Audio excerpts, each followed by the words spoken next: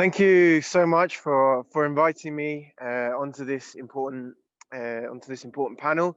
As you said, I'm here in Bolivia. I'm here in the city of Cochabamba on the Bolivia's election campaign. We don't have a free moment ever. We've been living and sleeping in on the road in cars, but I'm really pleased to be able to make time for this crucial event because is an issue that affects all of humanity, affects countries such as Bolivia, such as Venezuela, such as Cuba.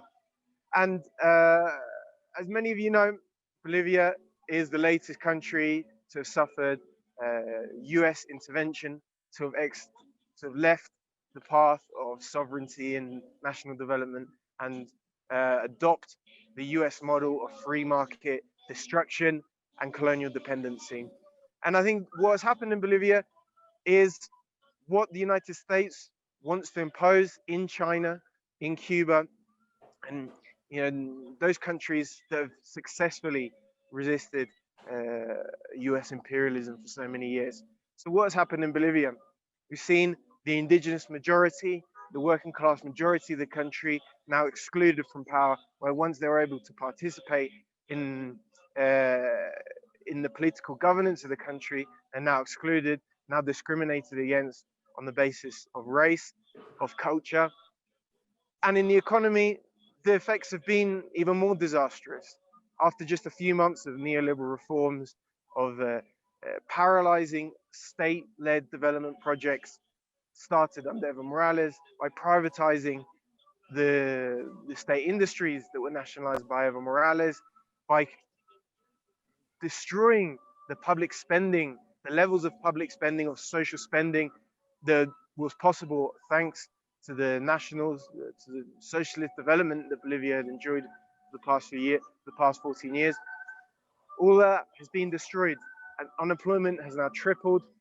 Poverty has risen to the levels it was 15, 20 years ago when Bolivia was the poorest country in the region.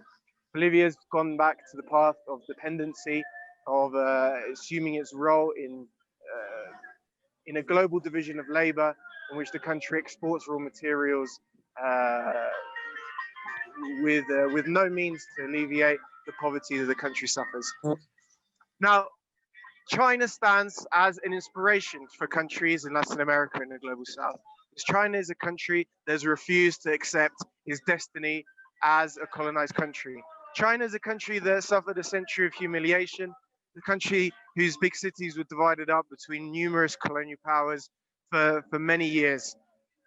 But what's happened now in China? Now China has refused to accept that position, and it has taken the path of national development through using the state as a motive through which to build the country's productive forces, and through that lift people out of indignity, out of poverty, give people the tools with which to live a human life with internet, with electricity, with running water, with homes that don't collapse whenever there's rain.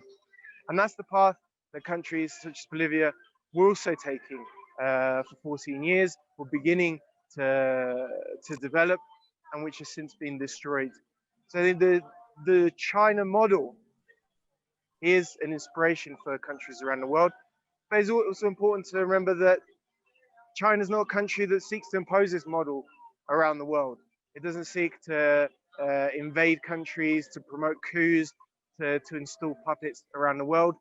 Here in Latin America, China has extremely close relations with both Venezuela and Colombia, two countries with completely different, divergent ideological, official ideologies, but which China still has commercial ties in both countries. China had commercial ties with Argentina's right-wing neoliberal government of Mauricio Macri, and next door here in Bolivia with the government of Evo Morales.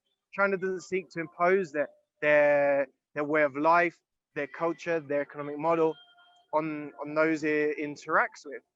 So although the China model isn't something that's being exported, it's something that we have to study because it's a model that can bring peace around the world. If the United States engaged with the world, it sought partners in development, if the United States sought to work with countries as equals, then the world would be a far more peaceful place. If they did as China do, cooperating with countries for mutual economic benefit, for mutual economic development, then the world would know prosperity, the world would know peace, and something that has eluded, uh, sadly, most of the world for many years. And here in Bolivia, China was uh, was was involved in a number of state development projects that brought huge benefits to Bolivian people.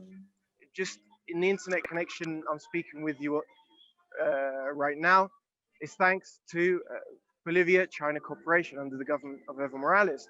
Before Evo Morales, when Bolivia was a neoliberal, when Bolivia had the neoliberal model that created so much poverty, the country had almost no connectivity.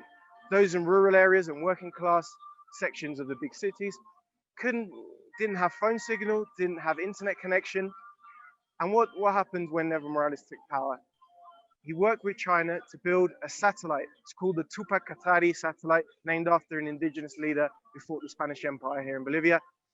And Bolivia is a small country. It doesn't have the expertise to which to launch a rocket into space. So it worked with China to launch this satellite, which now provides internet, provides phone signal to all corners of the country, through the Amazon, through to the Andes, and here in the working class sections of the big cities. So from that example cooperation, we can learn a lot. Because although China brought the expertise and a lot of the investment, they didn't seek to take ownership of the final product. That satellite belongs to Bolivia, belongs to the Bolivian people, and China entered into that project as a partner, as an equal, for mutual economic benefit. Is that the model that the US adopts? It's not. The US seeks to take ownership of a country's natural resources, seeks to take ownership of a country's government, and that's the model that will always lead to war, because it overrules the right of self-determination of the people.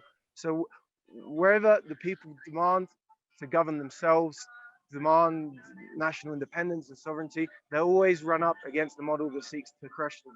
So I think we have a lot to learn from the model, the China, the way that China interacts with the world on peaceful terms, seeking equal partners, seeking cooperation rather than domination, rather than dependency.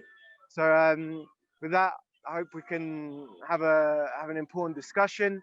And I just want to end by saying that China is an inspiration for countries such as Bolivia, inspiration how to rise out of a position of undignified poverty, of colonial dependency, and we have a lot to learn.